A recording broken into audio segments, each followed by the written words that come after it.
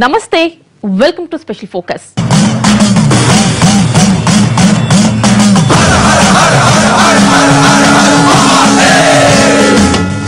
అది ఇలా కైలాసం. అక్కడ మంచు రూపంలో ఏర్పడ్డ చల్లని దేవుడుంటాడు. ఏడాదిలో కేవలం కొన్ని రోజులు మాత్రమే దర్శనమిస్తాడు. భక్తి ముక్తి మాత్రమే కాదు, ఆ దేవుడిని చూడాలంటే ఎంతో శక్తి కావాలి. ఆ దేవుడే హిమగిరుల అంచుల్లో దర్శనమిచ్చే అమర్నాథుడు. ఈసారి కాశ్మీర్ ఉద్రిక్త పరిస్థితుల నడుమ అమర్నాథ్ యాత్ర ఎలా జరిగిందో ఎన్టీవీ అందిస్తోన్న ప్రత్యేక కథనం.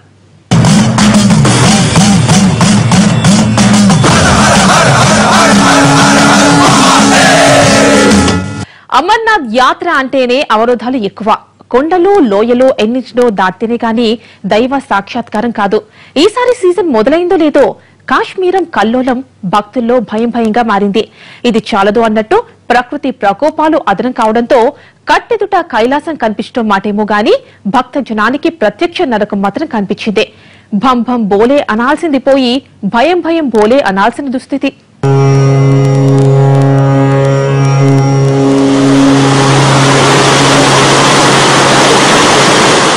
ప్రకృతి సిద్ధంగా ఏర్పడ్డ పరమేశ్వరుడు భూమి నుంచి దివికి దిగి వచ్చిన మా మంచు దేవుడిగా కొలుస్తారు భక్తులు.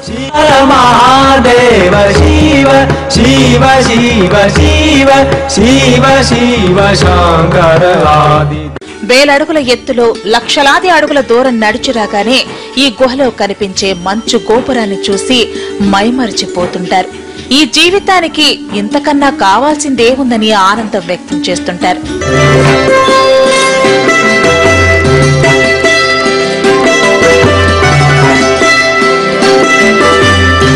మంచుతో ఏర్పడ్డ చల్లని దేవుణ్ణి చూడగానే ఆ ఆనందం వర్ణాతీతమైనది.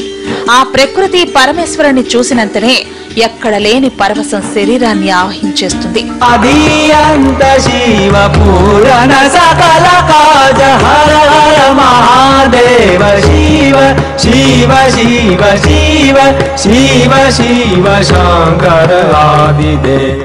తెల్లటి మంచు కొండల నడుమ కనిపించే మంచులింగం ఆవిర్భవించే ఆ గుహను చూడగానే అదొక భూతల కైలాసంలా కనిపిస్తుంది. తమకు తెలియకుండానే భక్తులందరూ శివగణాల్లా మారిపోతారు.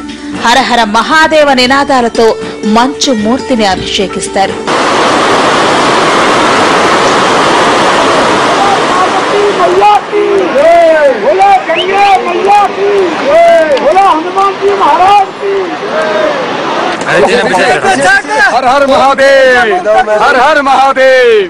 అమర్నాథ్ యాత్ర చేయడం అంటే అదొక జీవన సాఫల్యత. జీవితంలో ఒక్కసారైనా అమర్నాథ్ యాత్ర చేయాలన్న తాపత్రయం. అందుకే ఎన్ని కష్టాలైనా ఓర్చి అంత దూరం వెళుతుంటారు. ఇటు భక్తి అటు ముక్తి ఏకకాలంలో లభిస్తుందన్న విశ్వాసం కొద్దీ తమ ఒంట్లోని శక్తినంతా వినియోగిస్తుంటారు.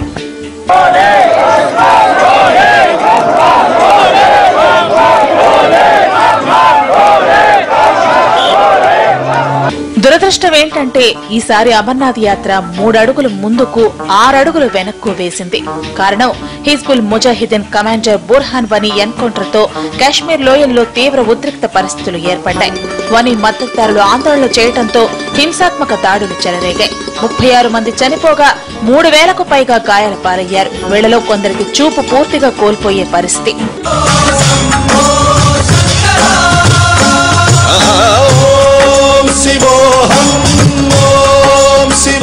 పరిస్థితి పూర్తిగా అదుపులో ఉండటానికి గాను కాశ్మీర్ లో ఆంక్షల పరంపర కొనసాగింది. మొబైల్ ఇంటర్నెట్ వసతి లేకుండా చేశారు. సామాజిక మాధ్యమాల ద్వారా తమ గోడు వెళ్లబోసుకుందామన్న భక్తులకు దారి లేకుండా పోయింది. ఒక్క బిఎస్ఎన్ఎల్ పోస్ట్ పెయిడ్ సర్వీసు మినహా మిగిలిన నెట్వర్కులన్నీ నిలిచిపోయాయి.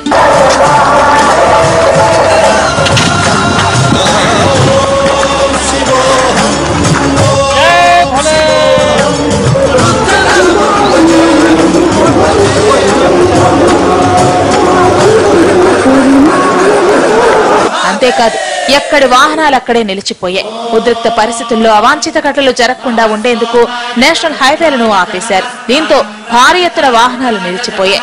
వీటిలో ఇరుక్కుపోయిన యాత్రికులు అటు ముందుకెళ్లటానికి లేక అటు వెనక్కి తగ్గలేక మింగలేక కక్కలేక నానా అవస్థలు పడ్డారు. అమర్నాథ్ యాత్రకు ఎన్ని ఇబ్బందులుంటే అన్ని ఇబ్బందులు. శ్రీనగర్, జమ్మూ కేంద్రాల దగ్గర ఉద్రిక్తతలు తగ్గే వరకు యాత్ర కొనసాగించడానికి వీల్లేదంటూ ఆదేశాలు జారీ అయ్యాయి. బిజ్ బెహారా దగ్గర జమ్మూ శ్రీనగర్ హైవే మీద బుధవారం 20 మంది అమర్నాథ్ యాత్రికులు గాయపడ్డారు. స్థానిక ముస్లింలు కర్ఫ్యూ ఆంక్షలను ఉల్లంఘించి ప్రాణాలకు తెగించి మరీ వాహనాల్లోని యాత్రికులను ఆసుపత్రికి తరలించి మానవత్వం చాటుకోవడం కొంత ఊరటనిచ్చింది. అమర్నాథ్ యాత్ర చేసేది హిందువులైనా స్థానిక ముస్లింలే యాత్రికులకు సకల సదుపాయాలను ఏర్పాటు చేస్తుంటారు. అక్కడి నుంచి మా ప్రతినిధి సురేష్ మరిన్ని వివరాలు అందిస్తారు. భారత్ లో హిందువులు ముస్లింలు అన్నదమ్ములు అనేందుకు ప్రత్యక్ష ఉదాహరణ అమర్నాథ్ యాత్ర.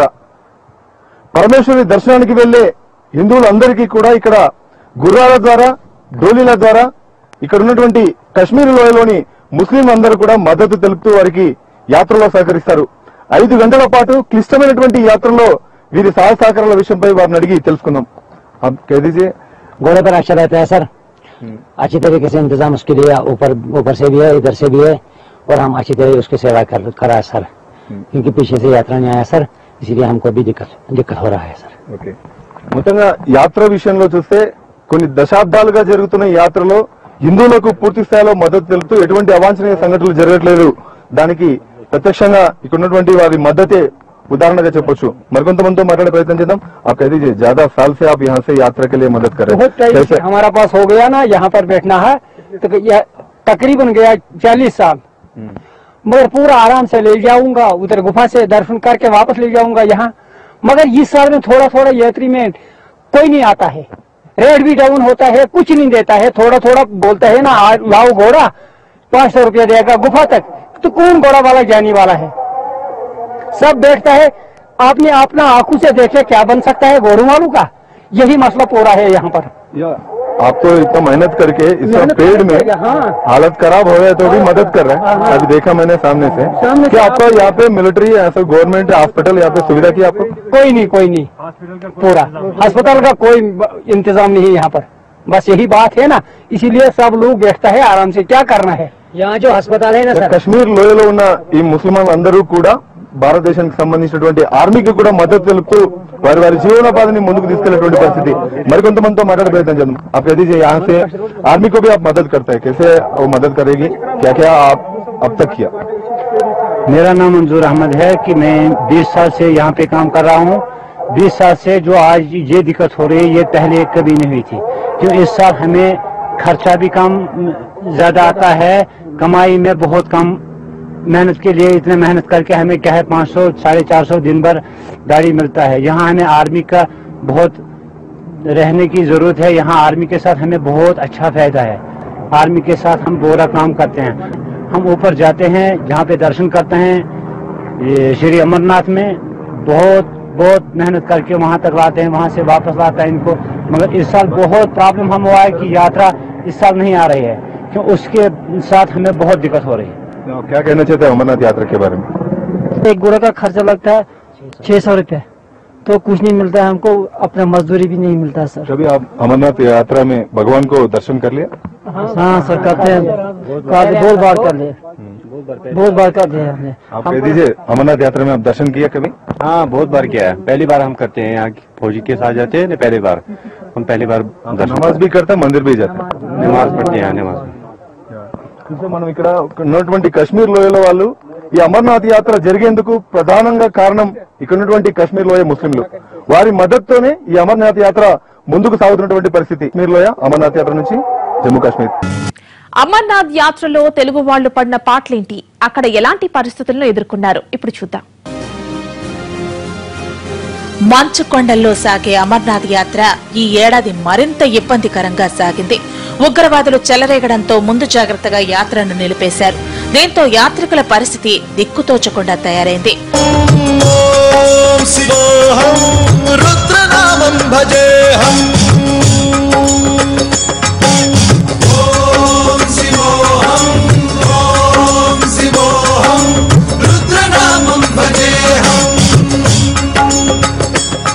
దాదాపు 1000 మంది తెలుగు వాళ్లు అగమ్య గోచర పరిస్థితులను ఎదుర్కొన్నారు. మెదక్, రంగారెడ్డి, హైదరాబాద్ కి చెందిన 150 మంది, మహబూబ్నగర్ జిల్లాకు చెందిన 80 మంది, నిజామాబాద్ జిల్లాకు చెందిన 500 మంది పహల్గాం, బాల్తాల్ మిలిటరీ క్యాంపుల్లో బిక్కుబిక్కుమంటూ తలదాచుకోవాల్సి వచ్చింది. ఏపీ నుంచి ప్రకాశం జిల్లాకు చెందిన 118 మంది, పశ్చిమ గోదావరికి చెందిన 80 మంది, గుంటూరుకు చెందిన 40 మంది, నెల్లూరు నుంచి వెళ్లిన 47 మంది, ఉత్తరాంధ్ర జిల్లాలకు చెందిన 80 మంది చిక్కుకున్న వాళ్లలో ఉన్నారు. యాత్రికుల బస్సుల మీద, యాత్రి నివాసుల మీద కూడా ఆందోళనకారులు దాడులకు తెగబడ్డారు. లాడ్జీలు, ఆర్మీ గుడారాల్లో యాత్రికులు ఆశ్రయం పొందాల్సి వచ్చింది. రోడ్ల మీద చెట్లు అడ్డం పెడతాం, రాళ్లు అడ్డం పెడతాం, అవన్నీ కూడా జరిగినాయి. అవన్నీ కూడా తీసుకుంటూ మేము పహల్గాం వెళ్ళాం. పహల్గాం నుంచి వాతావరణం కొంత సానుకూలంగానే ఉంది. అమర్నాథ యాత్రకి వెళ్ళడానికి పహల్గాం గానీ బాల్తాల్ గానీ వెళ్లాల్సింది. ఈ రెండు మార్గాల్లో కూడా అత్యంత దయనీయంగా ఉంది. పగలు ప్రయాణం చేసే పరిస్థితి అసలు లేదు. రాత్రిపూట కూడా at our risk, own risk మీద బయలుదేరి వెళ్లవలసింది. అల్లరిమోకలు ఆ రకంగా విధ్వంసం సృష్టిస్తున్నాయి. ఇక్కడ హైదరాబాద్ వాసులు 150 మంది ఒక జట్టుగా అమర్నాథ్ యాత్రకు వెళ్లారు. అమర్నాథుడి దర్శనం తర్వాత జూలై 8న తిరుగు ప్రయాణమయ్యారు. దారి మధ్యలో ఉండగానే అల్లర్లు మొదలయ్యాయి. దీంతో ఒక లాడ్జీలో తలదాచుకున్నారు. కొందరు యాత్రికులది మరీ దారుణం. బాల్టాక్ ప్రాంతంలో ఆగిపోయారు. ఎఫ్సీఐ గోడౌన్లో, స్థానిక హోటళ్లలో బిక్కుబిక్కుమంటూ గడిపారు. అమర్నాథ్ యాత్ర చేయడానికి చాలా చేసాం. ఇక్కడ చూస్తే చాలా భయభ్రాంతులు అయిపోయి రూమ్ నుంచి పైకి వచ్చి ఏది తిరగడానికి కూడా లేని పరిస్థితి మేము చూసాం. నేను స్వయంగా మాకు చాలా భయంగా ఉండేది. ఈ రోజు మిగతా యాత్రికులు అమర్నాథ్ నుంచి వచ్చి దర్శనం చేసుకున్నారు. చూసిన తర్వాత మాకు కొంచెం ధైర్యం వచ్చి ఈ రాత్రికి వెళ్ళడానికి మేము ట్రై చేస్తున్నాం. అమర్నాథ్ యాత్రికులను క్షేమంగా ఇంటికి చేర్చడానికి 2 రాష్ట్రాల ప్రభుత్వాలు తమ బాధ్యతగా భావించాయి. తెలంగాణ ఇన్ఛార్జ్ డీజీపీ కాశ్మీర్లోని అధికారులతో మాట్లాడి యాత్రికులకు తగిన సహాయ సహకారాలను అందించాల్సిందిగా కోరారు. ఏపీ నుంచి వెళ్లిన యాత్రికుల క్షేమం కోసం ఇక్కడి నుంచి కొన్ని ప్రత్యేక ఏర్పాట్లు చేశారు. ఏపీ భవన్ అధికారులను ఈ దిశగా ఆదేశించి సహాయం అందించాల్సిందిగా సూచించారు. శ్రీనగర్ లో కొంచెం ఆబ్జెక్ట్ చేస్తున్నారు. మేము కొన్ని ప్లేసెస్ చూస్తున్నాము. దాల్లేకి వెళ్ళాలనుకుంటున్నాము. చాలా ఏమంటే ఎన్నో రోజుల నుంచి ప్లాన్ చేసుకుని వచ్చినాం కాబట్టి బాగా చూడాలని ఇంట్రెస్ట్ తో ఉన్నాము. కాకపోతే కొంచెం అపోజ్ చేస్తున్నారు. కాకపోతే దర్శనం ఈశ్వరుని దర్శనం అయింది కాబట్టి చాలా సంతోషంగా ఉన్నాము. ఇయర్లీ వన్స్ కాబట్టి ఎంతో శ్రమతో కూడుకొని ఎన్నో ప్లానింగ్ చేసుకుని వచ్చినాం కాబట్టి క్యాన్సిల్ కాకుండా ఆ భగవంతుని దర్శనం అయినందుకు చాలా సంతోషపడుతున్నాము. కాకపోతే ఇంకా ప్లాన్ చేసుకుని వచ్చే వాళ్ళు కొంచెం రిస్క్ తీసుకోకుండా పరిస్థితులను అనుకూలించి మంచి క్లియర్ అయిపోయాక రండి. అమర్నాథ్ యాత్ర అంటే ప్రమాదకరమని తెలుసు కానీ మరీ ఇంతని తెలియదు. ఆ భయం ఎప్పటికీ మరిచిపోలే. ప్రాణాలు అరచేత బట్టి ఇల్లు చేర యాత్రకెళ్లి శ్రీనగర్లో చిక్కిన యాత్రికులన్న మాటలివి. ఆందోళనకారులు తెలుగు వాళ్ల బస్సులపైన రాళ్లు రువ్వారు. దానికి తోడు కర్ఫ్యూ. ఒక చోట ఆగి చిన్న షెట్టులో తలదాచుకున్నారు. 30 మంది పట్టే ఆ షెట్టులో 120 మంది ఇరుక్కుని బతుకు జీవుడా అనాల్సి వచ్చింది. ఓన్లీ లేట్ నైట్సే మనకు ట్రావెలింగ్ ఇస్తున్నారు. అది కూడా ప్రాబ్లమే అని చెప్పేసి ఇప్పుడు అంటున్నారు అందరూ. కాబట్టి వచ్చే వాళ్ళు మాత్రము కొంచెం టోటల్ గా క్లియర్ చేసుకొని చూసుకొని ప్రొసీడ్ అవ్వండి. కాకపోతే మొత్తంతో ఇది చాలా కష్టమైన యాత్ర. మాకు నిన్న దర్శనం అయింది కాబట్టి మేము చాలా హ్యాపీగా ఉన్నాము. ఈ రోజు శ్రీనగర్ అవుట్ సీయింగ్ ఉంది కానీ అందరు కూడా ప్రిఫర్ చేయట్లేదు, వెళ్ళకండి, వద్దు అని చెప్తున్నారు. సో ఎక్కడైతే సేఫ్ ఉందో only that places we are preferring. ఉద్రిక్త పరిస్థితుల వల్ల 2-3 రోజుల ప్రయాణం ఆగటంతో బుక్ చేసుకున్న రైళ్లు వెళ్లిపోయాయి. దీంతో బస్సు, రైలు, విమానం ఏది దొరికితే దాన్ని పట్టుకుని ఇళ్లకు చేరిన వాళ్లున్నారు. క్షేమంగా వచ్చిన తమ బంధువులను చూసిన వాళ్ల ఆనందం అంతా ఇంత కాదు. ఎందుకంటే ఎప్పటికప్పుడు ఆర్మీ అధికారులతో సంప్రదింపులు జరుపుతూ తమ వాళ్లు ఇంటికి చేరడానికి పడరాని పాటలు పడ్డారిక్కడి వాళ్లు.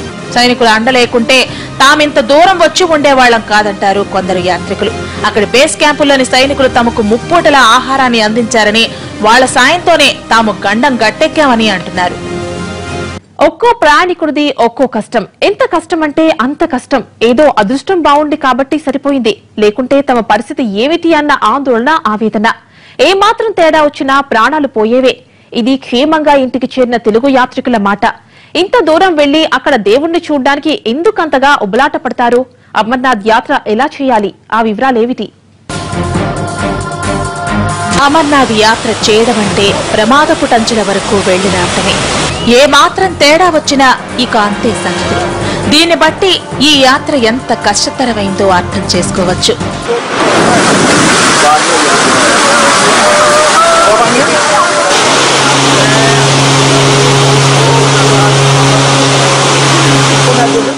దేశంలోనే అత్యంత కఠినమైన యాత్రల్లో అమర్నాథ్ యాత్ర ఒకటి.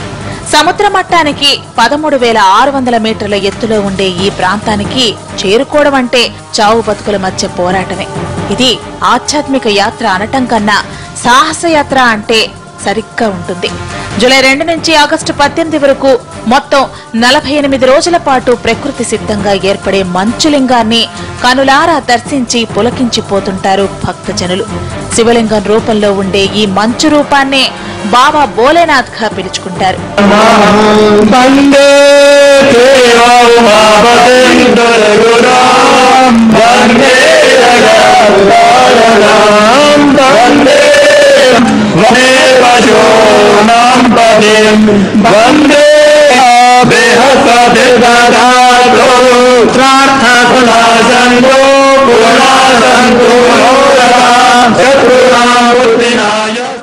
ఏడాదిలో పట్టుమని 50 రోజులు కూడా కనిపించిన ఈ చల్లని దేవుణ్ణి దర్శించుకోవడానికి దేశవ్యాప్తంగా భక్తజనులు పోటెత్తుతుంటారు.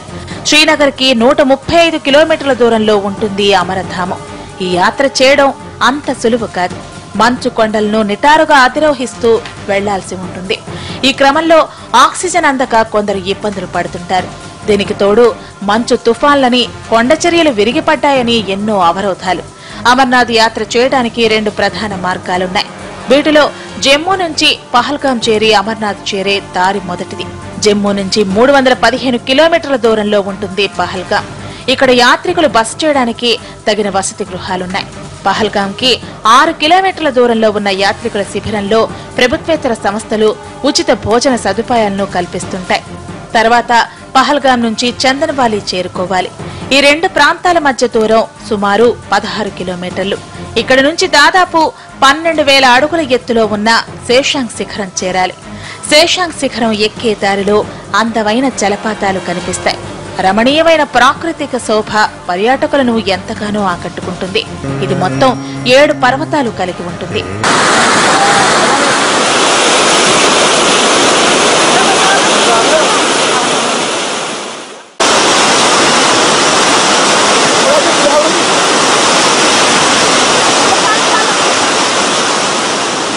ఈ 7 శిఖరాలను ఆదిశేషుడి 7 పడగలకు ప్రతీకగా భావిస్తుంటారు భక్తులు.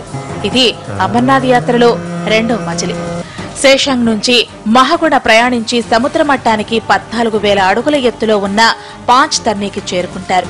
5 నదులు ప్రవహించడం వల్ల ఈ ప్రాంతానికి ఆ పేరొచ్చింది. 3వ రోజు మజిలీ ఇక్కడే చేస్తారు. పాంచ్ తర్నీలో ఉన్నితస్తులు ధరించడం తప్పనిసరి.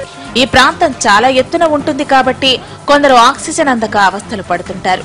పాంచ్ తర్నీ దాటాక వచ్చేదే అమర్నాథ్ క్షేత్రం. అమర్నాథ్ క్షేత్రానికి చేరే దారిలో చిన్న చిన్న దుకాణాలు కనిపిస్తాయి. వీటిలో పూజా సామాగ్రితో పాటు తినుబండారాలు సైతం లభిస్తాయి. ఓం శివోహం ఓం శివోహం రుద్రనామం భజేహం భజేహం.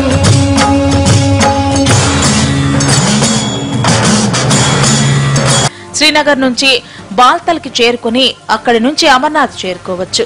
బాల్తల్ నుంచి 14 కిలోమీటర్ల కొండదారి నిటారుగా ఉంటుంది. మొదట 2 కిలోమీటర్ల దూరంలో ఉన్న తోమలి చేరుకోవాలి. తర్వాత మజిలీ పరరి. ఇక్కడ నుంచి అమర్నాథ్ 7 కిలోమీటర్ల దూరంలో ఉంటుంది. సంప్రదాయ మార్గంతో పోలిస్తే బాల్తల్ నుంచి చేసే యాత్ర ఎంతో తక్కువ దూరం ఉంటుంది. బాల్తల్ నుంచి ప్రయాణం చాలా కష్టంగా ఉంటుంది. దేహదారుఢ్యం ఉన్న వాళ్లు మాత్రమే ఈ దారి గుండా ప్రయాణించగలరు. అలాంటి వాళ్లను మాత్రమే అనుమతిస్తారు. అందుకే ఈ దారిలో ప్రయాణించే వాళ్లు పరిమిత సంఖ్యలో కనిపిస్తారు.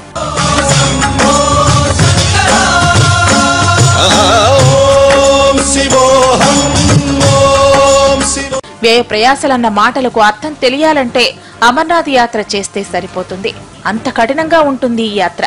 కష్ట నష్టాలెన్ని ఎదురైనా ఓర్చి యాత్ర చేసిన వాళ్లకు పుణ్యం, పురుషార్థం 2 దక్కుతాయని భావిస్తారు. ఈసారి విచిత్రమైన విషయం ఏంటంటే సుమారు 50 రోజుల పాటు లభించే అమర్నాథ దర్శనం పట్టుమని 13 రోజులు కూడా లేదు. మంచుదేవుడు అప్పుడే కరిగిపోవడంతో భక్తుల్లో తీవ్ర నిరాశ నిస్పృహలు ఏర్పడ్డాయి. వాతావరణ సంగతి అటుంచితే స్థానికంగా ఉద్రిక్త పరిస్థితులు భక్తులను భయాందోళనలు కలిగిస్తున్న మాట వాస్తవం. తన భక్తజనులను ఇబ్బందుల పాలు చేయడం ఎందుకని అనుకున్నాడో ఏమో. ఆ మంచుదేవుడు తనకు తాను కరిగిపోయాడన్నది భక్తుల భావనగా తెలుస్తోంది.